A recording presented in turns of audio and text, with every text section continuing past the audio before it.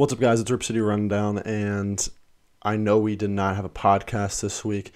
We weren't able to get around to it, and when we normally record on Tuesday night, it was a little demoralizing to want to record after that Warriors game. So we elected to go no podcast this week, but I wanted to still get you out this video just to give my thoughts. And it's not going to be classified as a podcast, but it's going to be a podcast format. I'm not going to cut this video. I'm just going to talk and give my thoughts on just the Trailblazers situation right now, where things stand, how I want this season to go forward. I think the title of this video will be, is it better to make or miss the playoffs this year?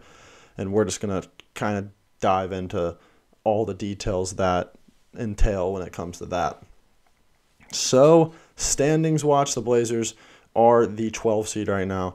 They are 14.5 games back. Not that that matters of the 1 seed, but they are 3 games back of the 5 seed. So as much as we keep losing and as much as these losses keep stacking up and as demoralizing as it can be, we're still right in the thick of things, as crazy as that sounds. We're 29-33, and we've got a stretch of games here where we could go on a quick little 3-game win streak. We got the Hawks tomorrow night, where I will be in attendance. We've got the Magic, and we have the Pistons that could push us back. Say we go 3-0 in those, and I know it's really hard to say that, but I gotta believe in this team. You gotta have some form of belief, and that puts us at 32-33. I would assume that would put us inside the play-in, somewhere between the 7 and 10 seed. And again, then we're right back in the thick of things. The question is, do we want to make the playoffs or do we want to miss the playoffs? There's pros and cons to both, if we're being honest here. The pros to making the playoffs are simple. You make the playoffs. You get in the plan. You advance through the plan to the playoffs. You get back that kind of winning culture. You give Chauncey some experience in the playoffs. You give guys like Simons, who have never played in a playoff series, extended minutes. You just get the whole team, you get Shade in some playoff minutes, you get the whole team in there in that playoff atmosphere. And say we are the 7 seed and we make the plan and we advance through the plan as the 7 seed or the 6 seed. As crazy as it sounds, I like us in. I don't think we necessarily are the favorite, and we aren't by no means. But I like us in a matchup against the Kings, who are currently the 3 seed. I like us in a matchup versus the Grizzlies. I think those are winnable series. I know that's crazy to say as a team that's the 12 seed, but I think those are genuinely winnable series.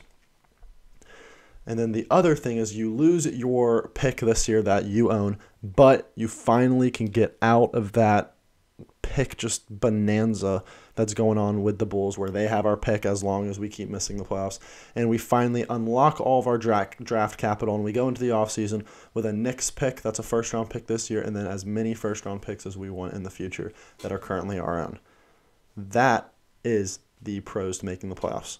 The pros to missing the playoffs would be we get a lottery pick and we get the Knicks pick, but we don't have those picks in the future unlocked. We have picks that are right here and right now, less of them instead of more picks that are in the future. I don't know which one is technically more valuable. I really don't know. But personally for me, I'm always going to go with I want to make the playoffs. I don't want to do what we did last year. And I'm not even going to say I don't want to waste the Dame season we're having, because at the end of the day, this season is going to be wasted no matter what. We're not going to win the finals. We're not going to make it to the Western Conference Finals. I just want us to make the playoffs just to, for my personal just well-being. It's fun watching playoff basketball. I don't care what you say. It's fun watching playoff basketball when your team's in it. And second, I think unlocking the picks in the future is more valuable than a lottery pick this year. Obviously, unless we somehow were to jump up into the top 4 and get one of those elite players, the Scoots, the Wembanyama, the Amon, and Ausar Thompsons, Brandon Miller, that range. But if we end up with the 12th pick and the 14th pick, I don't think that's the 12th pick or the 14th pick. I don't think there's any value in that. So I would like to see us make the playoffs, and I would think that once we're in the playoffs, we can make a little bit of noise, just a little bit of noise, set ourselves up for an offseason that is, at the end of the day, make or break for Joe Cronin.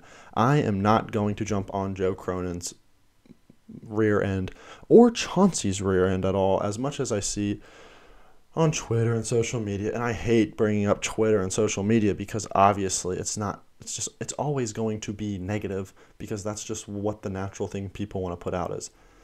But for one, Chauncey Billups is coaching a team that is not healthy.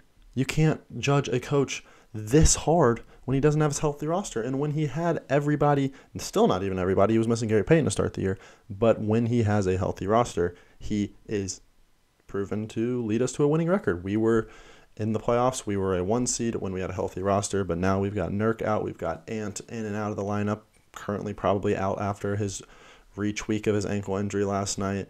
And then we got Winslow out, and as much as people want to say Winslow's not important, he's very important because we saw in the first game of the season he was our best player off the bench. So I can't say Winslow's not important.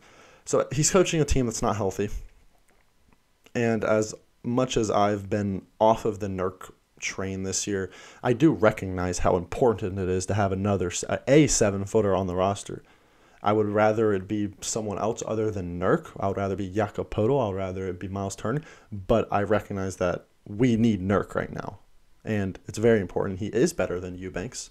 And we need him in the starting lineup as soon as we can. I don't know what his situation is with his injury. I thought he would be back by now, but apparently he's not. I'm not going to speculate on that. I don't know what the issue is with that. And moving to Joe Cronin. Joe Cronin was given a piece of garbage when he took over this team. He had players he had to trade that had limited trade value, and he's in the process of currently trying to stockpile assets. He's made one of the biggest trades. He's brought in the best player through trade in the last decade, and that was Jeremy Grant, who struggled recently, but still everyone was asking for a great 4. We finally got a good 4, and now people are wanting us to get rid of him.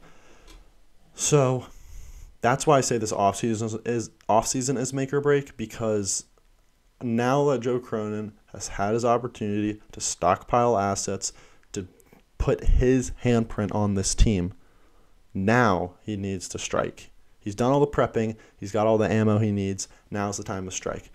And that's why I'm not like we should fire Chauncey or we should fire Joe right now, because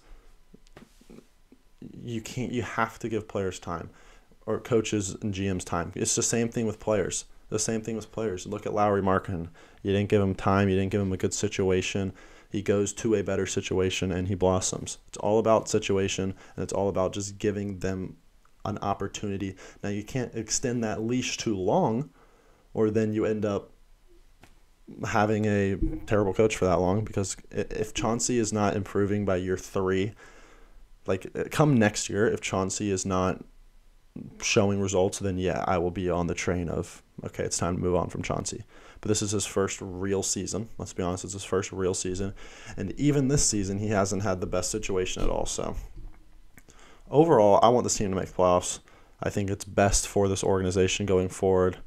I think it's the best scenario if we do make the playoffs.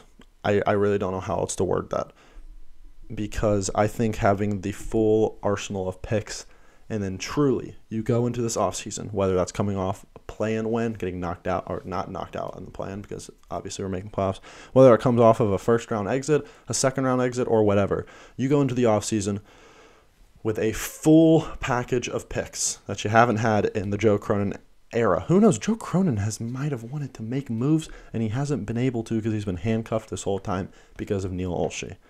You have that opportunity in the offseason to go make moves. So that's why I don't want this team to tank. And I also think just from a culture standpoint, you can't tank 2 years in a row when you do have Damian Lillard at this level. You just have to show that, I don't know what the word is. You have to show that mindset that you are trying to win. And even if we do tank, I know Dame would be on board. He would understand. But I think it's more valuable to go out and try to get as many wins as possible and get into the playoffs.